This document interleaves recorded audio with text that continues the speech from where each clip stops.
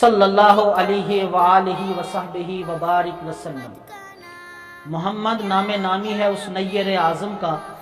جو وجہ تخلیق کائنات بنا۔ ہمارے آقا خاتم النبیین صلی اللہ علیہ وسلم کا اسم گرامی اس وقت محمد رکھا گیا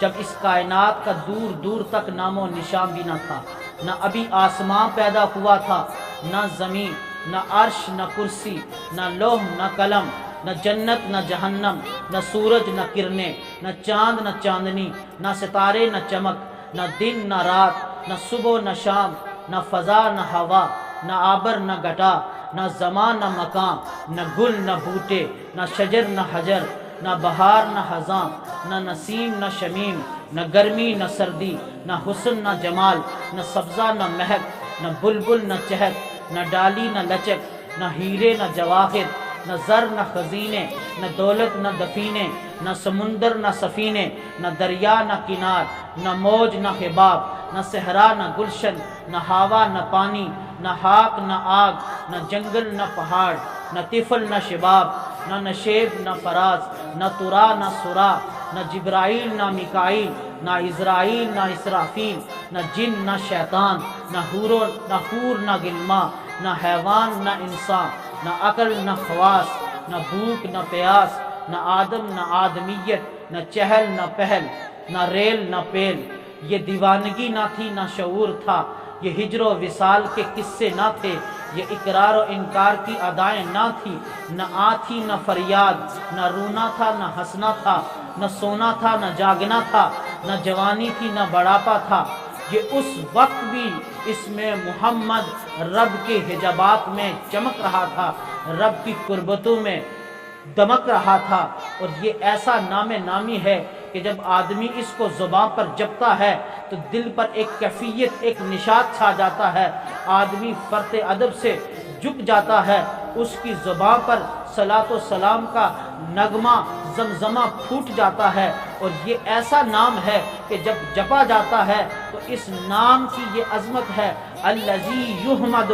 حمدا بعد مرۃ مرہ، کہ یہ ایسا نام ہے جس کی بار بار تعریف کی جائے تو کائنات عالم میں یہ ایسا نام ہے جو سب سے زیادہ جپا جاتا ہے، جو سب سے زیادہ پڑھا جاتا ہے۔ اور اس نام کے اندر، اس کے لغوی معنی کے اندر یہ خصوصیت رکھی گئی ہے کہ محمد اس کو کہتے ہیں جو تمام صفات کا جامع ہو، جس کی بار بار تعریف کی جائے۔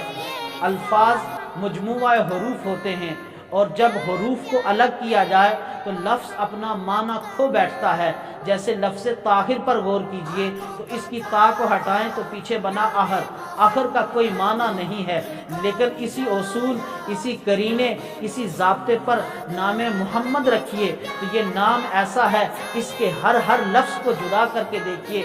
تو ہر لفظ بامعنی اسم با مسمى ہے۔ لفظ محمد پر غور کیجئے تو محمد کا معنی ہے جس کی بار بار تعریف کی جائے۔ اب میم کو ہٹائیے، پیچھے رہ جاتا ہے ہم، جس کا معنی ہے جس کی تعریف کی جائے۔ اب ہا کو ہٹا کر دونوں میم کو ملا دیجئے تو بچا ممید۔ ممید کا معنی ہے مددگار، رہنمائی کرنے والا۔ اور میم کو ہٹائیے تو پیچھے بچا مد۔ مد کا معنی ہے دراز، شان و عظمت والا۔ حضور کی شان و عظمت اس قدر بلند ہے، اس قدر آپ کی عظمت کا بانکپن عروج پر ہے کہ اللہ تعالیٰ نے قرآن مجید کے اندر ارشاد فرمایا وَرَفَعْنَا لَكَ ذِكْرَكَ، اے محبوب ہم نے آپ کی خاطر آپ کے ذکر کو بلند کر دیا ہے۔ اور جب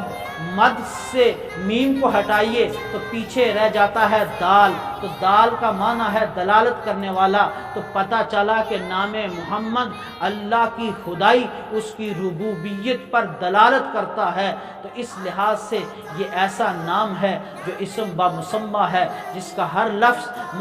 با معنی ہے، اور یہ ایسا نام ہے جو کچھ بگڑنے نہیں دیتا، بگڑے بھی بنا دیتا ہے نام محمد۔ اسی لیے علامہ اقبال نے کہا تھا ہو نہ یہ پھول تو بلبل کا ترنم بھی نہ ہو، چمنے دہر میں کل یوں کا تبسم بھی نہ ہو نہ یہ ساقی تو میں بھی نہ ہو، خم بھی نہ ہو، بزم توحید یہ دنیا بھی نہ ہو، تم بھی نہ ہو خیمہ افلاک کا استادہ اسی نام سے ہے نبض ہستی تپش آمادہ اسی نام سے ہے قوت عشق سے ہر پست کو بالا کر دے دہر میں اسم محمد سے اجالا کر دے کی محمد سے وفا تو نے تو ہم تیرے ہیں یہ جہاں چیز کیا لوح قلم تیرے ہیں وما اوتیتم من العلم الا قلیلا کا مصداق ہوں رب زدنی علما کا ہاستگار ہوں آمین بجاہ النبی الکریم برحمتک یا ارحم الراحمین۔